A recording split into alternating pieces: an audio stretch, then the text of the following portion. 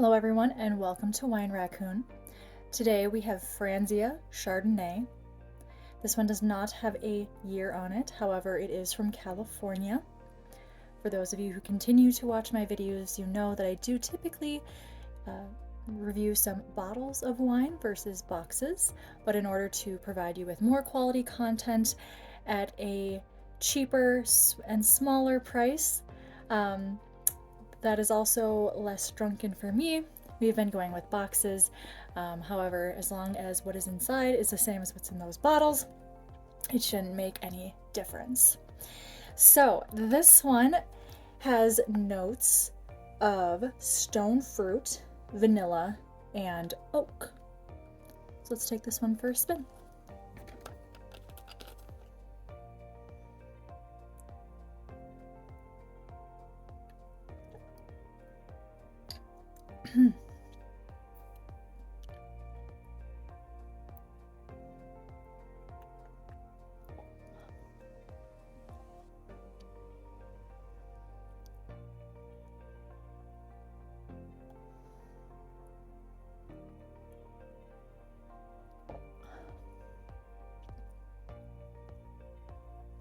I keep thinking if I sip it a little bit, like those flavors are gonna mellow, because sometimes that happens.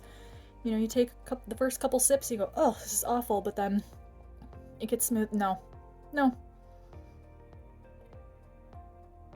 Okay. Alright, sorry. I'm really not a fan of this. Stone fruit, vanilla, and oak.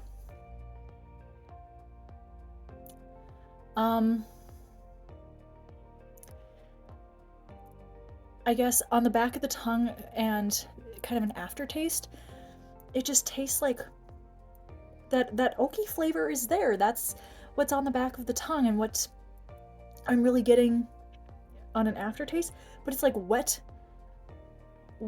oak. Like,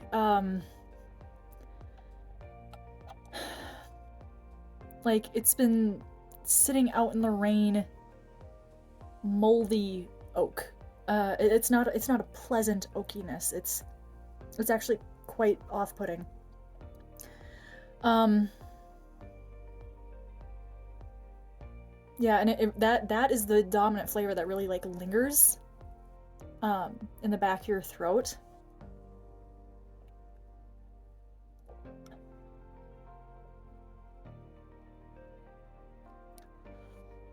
I mean, if you move past that, you can get a little bit of that vanilla on the sides of your tongue. And I'm gonna be honest, as a wine raccoon who doesn't really know fancy flavors, I don't really know what stone fruit is, but fruit, right? Fruity.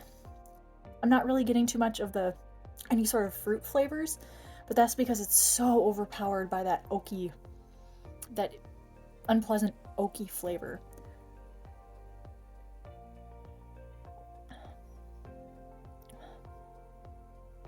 Yeah.